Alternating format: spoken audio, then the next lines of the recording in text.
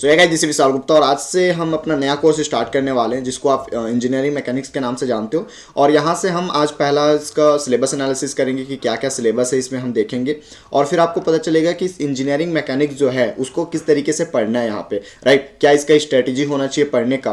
तो बेसिकली मैं बता दूँ यहाँ पे कि जो इंजीनियरिंग मैकेनिक्स है वो दो पोर्शन होता है। आपको BCM सब्जेक्ट है आपका, BCM basic civil engineering and BCEM, right, basic civil engineering and mechanics. तो बेसिक सिविल इंजीनियरिंग जो है वो आपको रुपेश सर पढ़ाएंगे, लेकिन मैकेनिक्स अभी मैं पढ़ा रहा हूँ आपको, जो कि यूनिट 4 और 5 में आपको देखने को मिलता है।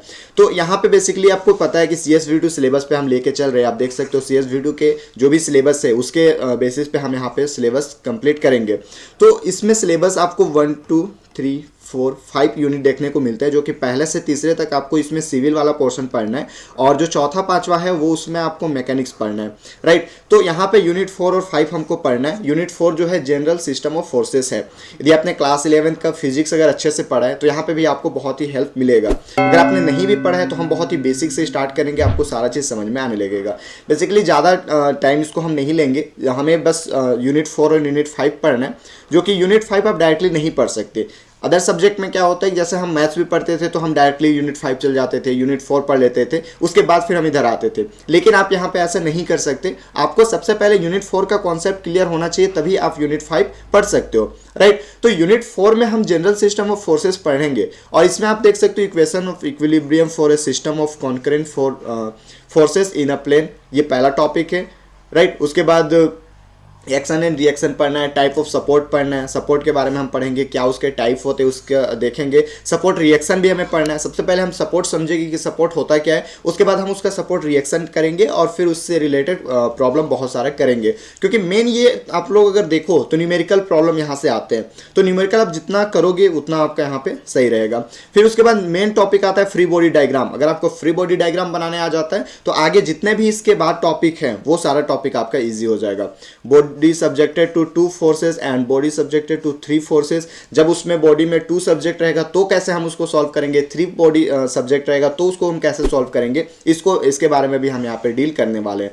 उसके बाद हमें पढ़ना है मोमेंट ऑफ अ फोर्स, उसके बाद theorem of Varignon and equation of equilibrium. ये 2 टॉपिक बहुत इंपॉर्टेंट है। आपको जो भी 5 मार्क्स का क्वेश्चन और 8 मार्क्स का क्वेश्चन आएगा वो इन्हीं 2 टॉपिक से बेसिकली पूछा जाता है और एक आपका क्वेश्चन आएगा ट्रसेस से, जो कि यूनिट 5 में हम उसको डील करने वाले, राइट। तो ये रहा बेसिकली यूनिट 4 की बात, जो हमें जनरल सिस्टम ऑफ फोर्सेस पढ़ना है।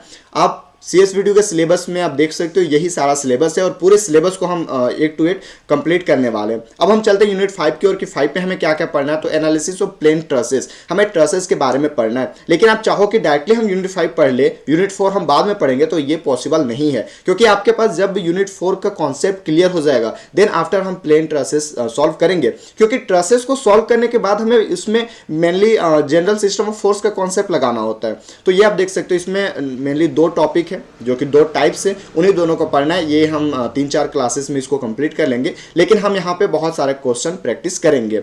सो इंजीनियरिंग स्ट्रक्चर, सबसे पहले तो स्ट्रक्चर देखना है कि ट्रसेस क्या होता है। अगर इस तरीके से ट्रसेस हमें दे दिया रहता है तो कैसे इसको हम सॉल्व करते हैं, इस टाइप में अगर दिया रहता है तो ये सबसे पहले हम देखेंगे कि स्ट्रक्चर क्या होता है उसका। रिजिड और परफेक्ट ट्रस, अगर मैं ये ट्रस बना दिया तो क्या ये रिजिड ट्रस है या फिर परफेक्ट ट्रस है, क्योंकि हम डायरेक्टली ऐसी किसी को तो ट्रस नहीं बोल सकते।